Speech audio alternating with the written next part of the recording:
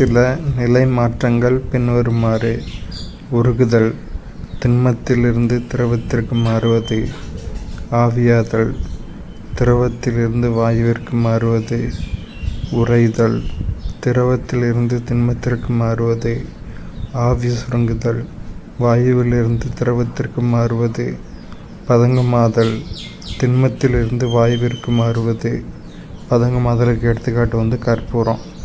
கற்பூரத்தை எரிய வச்சோன்னா திடநிலையிலிருந்து நேரடியாக வாயுவாக ஆவியாக மாறும்.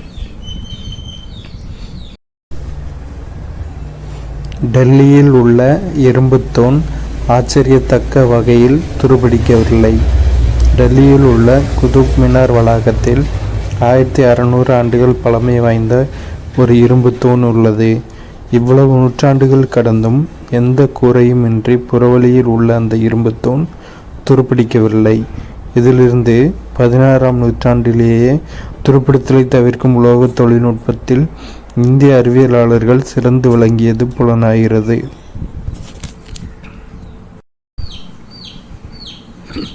இரும்பின் மீது குரோமியம் அல்லது துத்தநாகம் போன்ற உலோகங்களை ஒரு படலமாக பூசுவதும் துருப்பிடித்தலை தடுக்கும் ஒரு மாற்று முறையாகும். இம்முறைக்கு நாகமலம் பூசுதல் என்று பெயர். நாகமலம் பூசுதல்னால் என்னென்னா, இரும்பு மேலே துத்தநாகத்தை பூசி துருப்பிடிக்காமல் தடுக்கிற முறைக்கு தான் நாகமலம் பூசுதல் என்று பெயர். ஏன்னா இரும்பு தண்ணியில் படும்போது துருப்பிடிக்கும், துத்தநாகம் தண்ணியில் படும்போது துருப்பிடிக்காது. அதனால் இரும்பு மேலே துத்தநாகத்தை பூசுறது மூலமாக தண்ணி பட்டாலும் இரும்பு துருப்பிடிக்காமல் துத்தநாக படலம் துருப்பிடிக்காமல் இரும்பு துருப்பிடிக்காமல் பாதுகாக்குது. இதுக்கு தான் நாகமலம் பூசுதல் அப்படின்னு பெயர். லூயிஸ் பாஸ்டியர் என்ற பிரெஞ்சு வேதியியலாளர் ஒரு நுண்ணுயிரியலாளரும் ஆவார். இவரே முதலில் நொதித்தல் என்ற நிகழ்வினை விவரித்தவர் ஆவார். காற்று அற்ற சூழலில் ஈஸ்ட் என்ற நுண்ணுயிரியின் முன்னிலையில் நிகழும் செயல் நொதித்தல் என்று கூறினார். இவரே ரேபிஸ் என்ற வெறிநாய் கடிக்கும் மருத்துவம் கண்டறிந்தவர். இரண்டு கண்டுபிடிப்புகள். நொதித்தல் அப்படிங்கிற நிகழ்வு முதல்ல கண்டுபிடிச்சி விவரித்தவரும் இவர் தான். ரேபிஸ் என்ற வெறிநாய் கடிக்கும் மருத்துவம் கண்டிருந்தவரும் இவர் தான். இவர் காற்று அற்ற சூழலில் ஈஸ்ட் அப்படிங்கிற ஒரு மைக்ரோ ஆர்கானிசம் முன்னிலையில் நிகழும் செயல் தான் நொதித்தல் அப்படின்னு சொல்லியிருக்காரு.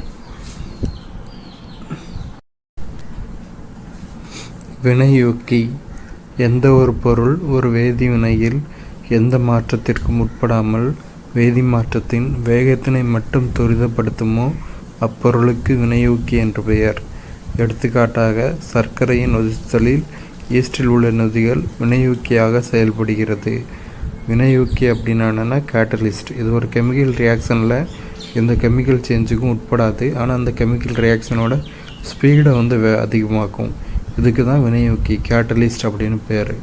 எடுத்துக்காட்டு சர்க்கரையின் நொதித்தலில், அதாவது சர்க்கரையோட ஈஸ்ட் ஃபார்மேஷனில் ஈஸ்டில் உள்ள நொதிகள், ஈஸ்டில் இருக்க என்சைம்ஸ் வினையூக்கியாக கேட்டலிஸ்டாக செயல்படுது.